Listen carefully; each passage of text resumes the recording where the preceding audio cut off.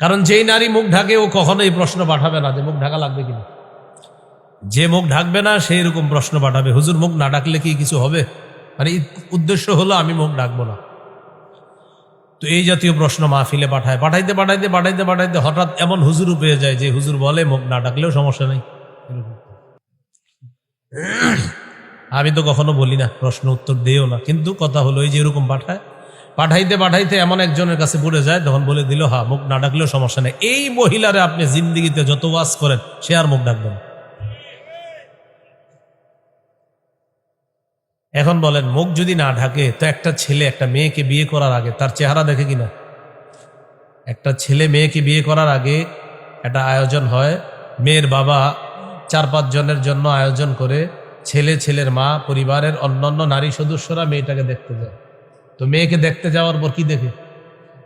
তো ওই বাড়িতে যাওয়ার দরকার কি, চা দোকানের সামনে দেখলি তো। এখান থেকেই বোঝা যায় চেহারা ঢাকতে হয়, চেহারা ঢেকে রাখতে হয়। এখান থেকে বোঝা যায় চেহারা ঢেকে রাখতে হয়, চেহারা না ঢাকলে পর্দা হবে না। আল্লাহ তাআলা বলেন ওয়াইদা সাআলতুমুহুন্না মাতাআন ফাসআলুহুন্না মিন ওয়ারাই হিজাব। সাহাবীদেরকে লক্ষ্য করে আল্লাহ বলেন যখন তোমরা নবীর স্ত্রীদের কাছে কিছু চাও পর্দার আড়াল থেকে চাইবা। এখন আপনারা বলেন সাহাবীরা পর্দার এই পাশে, আম্মাজানরা ও পাশে, আম্মাজানরা মুখ বের করে রাখছে। আল্লাহ তাআলা বলেন পর্দার এই পাশ থেকে তোমরা চাইবা, ও পাশে নবীর বিবিরা থাকবে। আয়াত প্রমাণ করে, এই আয়াত প্রমাণ করে নারীরা মুখ ঢাকতে হবে। নারীরা কি ঢাকতে হবে? মুখ ঢাকতে হবে।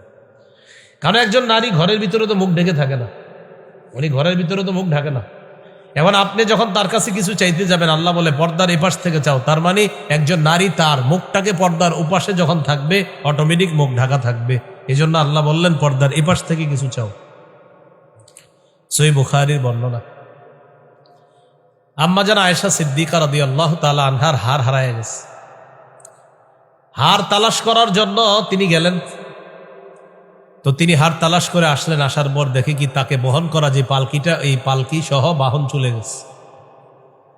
আম্মাজান বলেন আমি এত পাতলা ছিলাম, পাতলা হওয়ার কারণে আমি পালকির মধ্যে আসি না নাই সাহাবীরা এটা বুঝতো না। সাহাবীরা মনে করছে আমি আসি মনে করে আমার পালকিকে বাহনের উপর উঠাইয়া দিছে, বাহন পালকি নিয়ে চলে গেছে। আমি আয়েশা দেখি সবাই চলে গেছে, কেউ নাই। আম্মাজান আয়েশা সিদ্দিকা রাদিয়াল্লাহু তাআলা আনহা বলেন আমি অপেক্ষা করতে লাগলাম। রাসূলুল্লাহ সাল্লাল্লাহু আলাইহি সাল্লাম যখন আমাকে পাবে না তখন আমাকে খোঁজ করার জন্য লোক পাঠাবে। ইতিমধ্যে এক সাহাবী আসছেন, নাম সফওয়ান রাদিয়াল্লাহু তাআলা, তিনি পিছনে রয়ে গেছেন, তিনি যাইতে দেরি হয়েছে। দূর থেকে দেখে নারীর মতো কেউ একজন শুয়ে আছে, ঘুমাইতেছে। কাছে গেলেন, যাওয়ার পর দেখলেন আম্মাজান আয়েশা সিদ্দিকা রাদিয়াল্লাহু তাআলা আনহা ঘুমাইতেছে। আম্মাজান বলেন সফওয়ান শুধু এতটুকু বলছে ইন্না লিল্লাহি ওয়া ইন্না ইলাইহি রাজিউন। সফওয়ান আমাকে দেখে আর কিচ্ছু বলে নাই, শুধু বলছে ইন্না লিল্লাহি ওয়া ইন্না ইলাইহি রাজিউন। এটা বলার সাথে সাথে আমার ঘুম ভেঙে গেল। ঘুম ভাঙার পর আমার সামনে বাহন দিল, ওই বাহনে যেন আমি উঠি, আমি বাহনে উঠলাম। সফওয়ান আমাকে যখন দেখছে ইন্না লিল্লাহ ছাড়া আর কিছু বলে নাই। তো আম্মাজান বলেন শোনো দুনিয়ার মানুষ, তোমরা মাথায় আনতে পারো যে আম্মাজান যে আয়েশা, সফওয়ান বুঝলো কিভাবে? তার মানে আগে দেখছে। আর আম্মাজানকে দেখলে পর্দা হলো কিভাবে? আম্মাজান জবাব দিয়ে দিছে ওয়া কানা ক্বাদ রাআনি ক্বাবলা আন ইউদরাবাল হিজাব।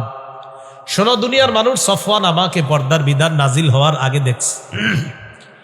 পর্দার বিধান নাজিল হওয়ার আগে আমাকে দেখছে আমি আয়েশা, অতএব আজকে আমাকে দেখার পর চিনতে পারছে আমি আয়েশা। আম্মাজান বলেন আমি কি করলাম? সফওয়ানকে দেখার পর খাম্মারতু ওয়াজহি বিল জিলবাব, আমি আমার মুখটা তাড়াতাড়ি পর্দা দ্বারা, চাদর দ্বারা, ওড়না দ্বারা ঢেকে ফেললাম। এখন আপনারা বলেন আম্মাজান চেহারা কেন ঢাকলেন? হ্যাঁ বলেন, সবাই বলেন চেহারা কেন ঢাকলেন? তাহলে চেহারা পর্দার অন্তর্ভুক্ত কিনা? চেহারা ঢাকতে হবে। চেহারা না ঢাকলে শরীয়ী পর্দা হবে না।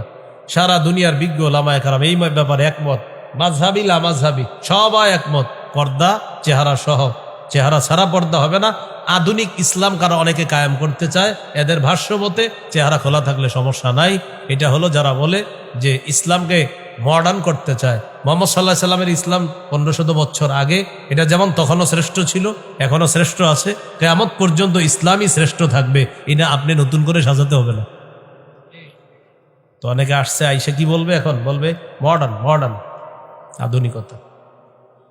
আপনি মডার্নগিরি করাইতে গিয়া বউরে সবার সামনে দেখাইবেন, এটা নাম দিবেন মডার্ন। হ্যাঁ, এটা বেহায়াপনা, এটা নির্লজ্জতা, এটা যারো সন্তান তৈরির একটা নীলনকশা। এই জাতীয় কাজ কারবার না করা।